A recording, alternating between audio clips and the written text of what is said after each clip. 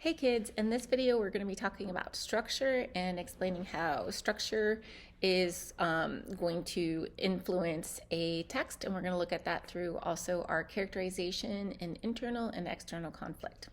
So let's get started. Make sure you've got your video notes with you. So we're going to look at first identifying what that structure is through a particular standard and then analyzing that effect. So in structure 3.f, we're going to be looking at these competing values. So we really want to see how a character is having to battle different elements and different things, and that can be internal and psychological, like we've learned in the lessons prior, but that can also be an external conflict. And what we want to see here is this concept of an obstruction. So something is obstructing the character, it's hurting them inside or it's inspiring them inside, and then there's an outside conflict.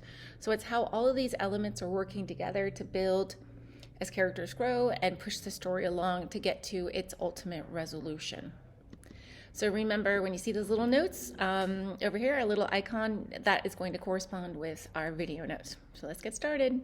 All right, so in structure 3F, we've got different types of internal conflict. And the one that most everyone's familiar with and comfortable and knows is, you're used to seeing it as man versus self, but we're going to just call that person versus self. So you're always battling yourself, and that's usually done inside. So your thoughts inside, your conversations internally with yourselves, and then we'll see that with a narrator narrating what those conflicts are for our characters, whether that be first person, third person. But we also have how characters perceive themselves, and that perception is going to influence the way that they behave. And also the types of love that we experience. So anything from, romantic to familial, maternal, fraternal, that global sense of world citizenry, any of those kinds of love, it's how that affects the character internally, as well as looking at the moral values that are in conflict for a character, the political values, the social values, and then the religious values. So remember, when we're dealing with a lot of these things, it's going to be you naming what you think those are or how you're seeing the author handle those concepts. Religious, when we are dealing with that, it can be through the lens that we see in different religions, but it also can be a person's personal philosophy or personal way of life, and that becomes their religion as well. So those are the internal conflicts, and we want to take a look at what are some external conflicts. So these are going to be the ones that you're really familiar with. So man versus man, person versus person, person versus nature, society, and then we're going to talk a little bit deeper about these.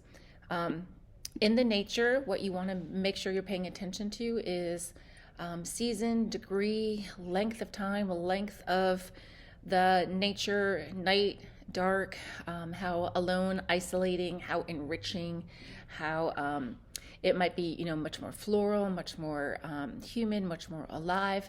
So really take into consideration what the different elements of nature are to help figure out what that conflict might be.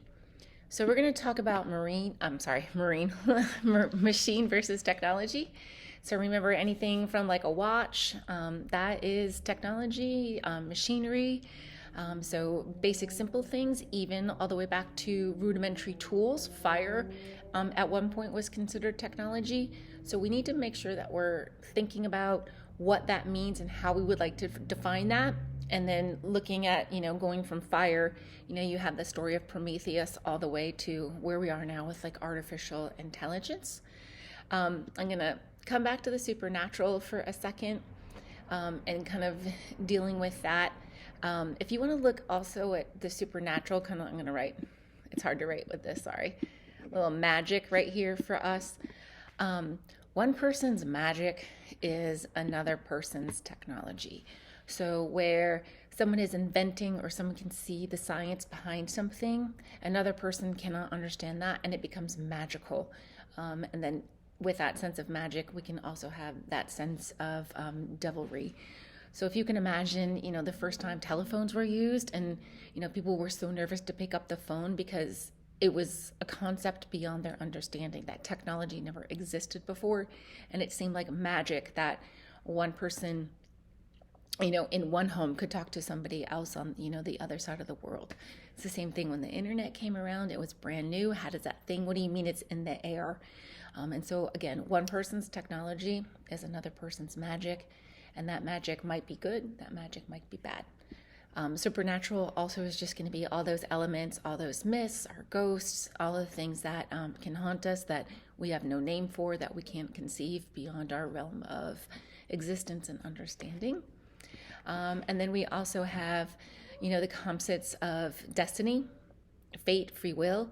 Is the character in control of that? Is the character fighting against that? Is the character told that this is how they must live? All of those conflicts that are going to be coming at your characters. And then the other one that we're going to deal a lot with is time. So, how much time is affecting the circumstances, the situations? Is there too much time? We're running out of time. There's not enough time in the world.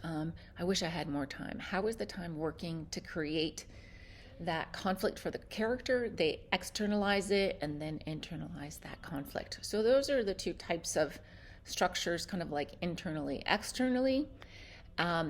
Also, what we want to think about here is these are also your themes. So some of us were asking about how can we talk about, the meaning of the work as a whole, or when we're getting to level 5 in our QPAs.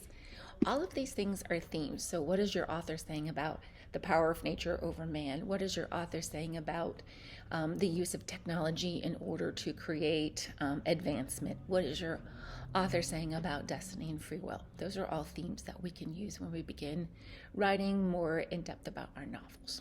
All right, so here we're going to talk about the functions of having conflict and tension to build into that structure. So it's always going to push our plot forward. It's always getting us to the next page, to the next page, to the next chapter, to the next event, to the next period of growth, to the next conflict. And then we've talked about this in a video prior about these internal and external conflicts being cause and effect. So it's not like you only have an internal problem. You also have probably an external. So something happened to a character, something outside their world, and then it makes them feel a particular way. Or it was a beautiful day and they internalize that and we're happy. So it's usually going to work together. But when it is not as positive, it's going to create more tension, more excitement. What's going to happen? How's the character going to go through there? We're going to turn those pages. So that brings that excitement and that immediacy. And it also is driving that character into that motivation. Do they want to push forward? Do they want to grow from this? Do they want to avoid it? Do they need to secret it? What are they doing with this internal, external battle that's happening around them? And because of that, it helps us build sympathy, empathy, understanding with our main characters. We've got those deep connections. That's why sometimes we know we've got characters that we read in books and they feel more like a best friend than sometimes the friends that we do have, because we know them so intimately. We know their thoughts, we know their feelings, we know why they're making those decisions. And it's really getting inside a character where we can't necessarily do that with people. And because of that, we can see them having the power, and their function is to help us transform our lives, to broaden a worldview, to broaden our understanding, to help us see different people than we would maybe interact with on our own. And so those are all of the different, functions. So function is going to help us get to that level 4 and that level 5 kind of commentary when we're writing in that analysis. So let's kind of take all of those concepts and apply them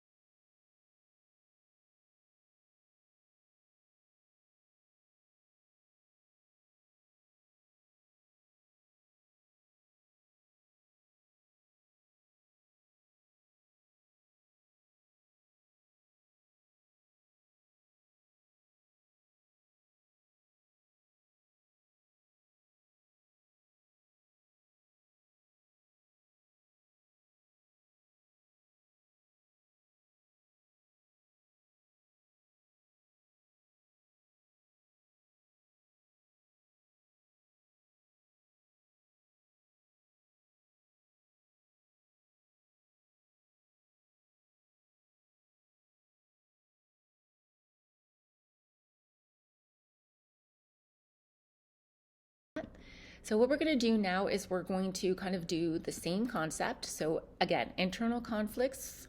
You've got your box that you're going to be working with on your note catcher.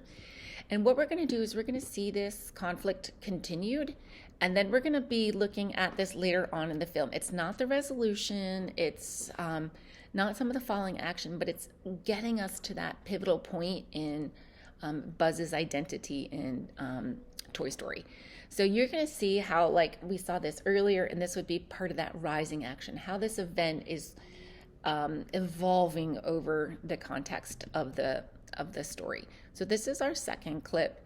This is our later scene. Same thing. Identify some internal conflict you see him dealing with. So when we begin that scene, some of the things that we might see is, he's like so excited to be called to action. So internally he's like, it's me. He's excited. Or I have really done a bad job for this. Like, this is all external, so you're going to skip that. So it's, what is he doing internally that's doing that? So where I put like he's clicking his arm pad, it would be more like worry. So that would be the internal, like he's worried, he's concerned. All right, so you're going to do the same thing. You're going to watch the video, take notes on that, and then unpause me when you are done. All right, hopefully that went pretty well for you. And so now what we want to do is look at a question. So we've looked at how conflict affects the structure, and we looked at internal and external. We've practiced looking at that with Buzz Lightyear. And so these questions, I'm just going to lay these all out for you. These are going to be ways that the AP exam is going to be testing us on multiple choice and all of our essays. So these are pivotal questions that we've got, like these 5 questions right here. You're going to see me using these to help build our QPA5s and what we're going to be writing about and what we're going to be studying about with our novels. So we're going to get ready to look at a nice little activity here. So you've got your 2 charts from Buzz, and then on your notes, what you're going to do is just in 1 to 2 sentences kind of analyze what you think these competing forces are within him, within that internal psychological impact. And just to bring your attention to that, so this one is, how does the resolution or continuation of a conflict affect that? So this is our continuation of that same conflict from earlier and later in the script. And what is that? How is that affecting that? So that's going to be what we're going to be working on in this one, so you can see how those questions connect to the work that I'm having you do. So you'll work on that, and then unpause me when you're done. Okay, hopefully that went pretty well. So we're going to move deeper in. We've got some external conflict that we're going to pay attention to. So still using Buzz Lightyear and Toy Story, we've got some external conflicts here. So these are very similar to the ones that we looked at earlier with, person versus person, person versus society, and those. You've got this box in your notes. But what we're going to look at here is looking at that same first scene, but we're really going to focus on the external conflict that Buzz is having when he's fighting with Woody. So you've got your scene here, and then some of the ideas that you might have for your box are going to be like they're fighting over what to do and how to save the world. You see, Buzz calling Woody sheriff, or you see Woody calling Buzz action hero or action figure. So we're just kind of like seeing where they battle, where their external conflict is. So you're going to watch that scene, check out that box, and then unpause me when you are done. Okay, hopefully we got to see that scene in a little bit different lens because our focus was different. We weren't looking internally, we were looking externally. And we've got, Woody getting very, very upset. So what we're going to do for the next one is just kind of look at what you can do with this scene. So some of you might be like thinking, okay, Mrs. Wilder, this is like Toy Story. This is not AP Lit. Like the two things don't go hand in hand. But I do want to show you how you can take what we're practicing with film, and even if it's, a children's film, it makes some deep sense. So what we really see with that external problems is we see some really heavy power struggles. We have different agencies at work. So we have the agency of a police officer, a sheriff, versus the agency of an action hero, of someone who feels like they can save the world. They disagree with those agencies, how you're going to handle what they're doing and who's in charge and what you should do first. And that is definitely a conflict we see so much in our regular lives. So we see Buzz wants to, handle that invasion, and Woody is more concerned about, finding Andy and that sense of, home, and finding his sense of a sensibility and not being lost. Each other both thinks the other is ridiculous, so that's something that they share in common. So we're looking at those external commonalities, and that's going to help us create juxtaposition. You can see me in here just getting into that level 4 with, what's the literary device, the literary conflict that we're having. But I wanted to try to find some common ground, what they both have in common. And basically what that is both of their universes are disrupted. And anytime a universe is disrupted, it creates internal conflict. So you see that external and internal. We don't feel comfortable. We feel unsafe. We need to fix something. The other thing that I want us to realize is if you look at all of my notes here, it does fall into a very QPA kind of way. So I've got an overall observation. I've got some key details. I've got some ideas about what those details mean. I'm leading into some literary devices, and then down here, I'm leading into more of what's the big picture. But the cool thing about when you take notes and you take them seriously, and we're not just doing an activity to do it for a grade, that wasn't what I intended with this. This is just natural. So when we start thinking about all the things that we need, it gets more natural. We can go deeper, we can go stronger with each of our observations. Okay, so now we're going to put your talents and your charts to the test. So on your note catcher for your notes for this, we just have that quick write. And so how does this internal conflict affect his external conflict? So go inwards to outwards, or if it's easier for you, go outwards to inwards. You're just going to put me on pause and go ahead and write your response to that on your notes. All right, hopefully that was a pretty good. I know this video is getting extremely long. I'm sorry, we are almost done. So what I have for you is, this is my quick write. So I took my little box that I wrote for you, and my quick write, I wanted to take an opportunity to model. So you have the same concepts in a row from my chart. So I've got, you can see here, a step 1 in the QPA, a step 2 in my QPA, a 2 and a 4 and a 5. So obviously, like you guys, like I keep saying, that step number 3 with what is important about our evidence and what does that word and phrases mean, doesn't come natural even for me. So when I do write, this is what it looks like. But this is just a quick write. It's just practice. So if that's something that you worked on and you want to go ahead and see if that's there, we've got a nice little should do. Maybe you don't have to, but maybe you want to see if you can label those steps to see which ones you have, 1, 2, 3, 4, 5. Or if you're feeling very aspirational and you want and aspire to do, maybe you want to turn this quick write into a QPA 5. You want to be able to practice that, and you'll see a model of that of mine. And then notice again, I have no step 3 in this part, and I'm going to show you an aspire to do that I did. So basically right now, this is most of the end of the teaching.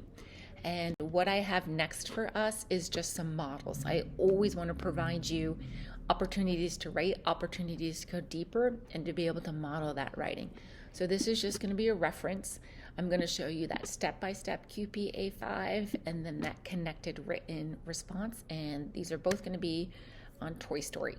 I did prior right here is on internal.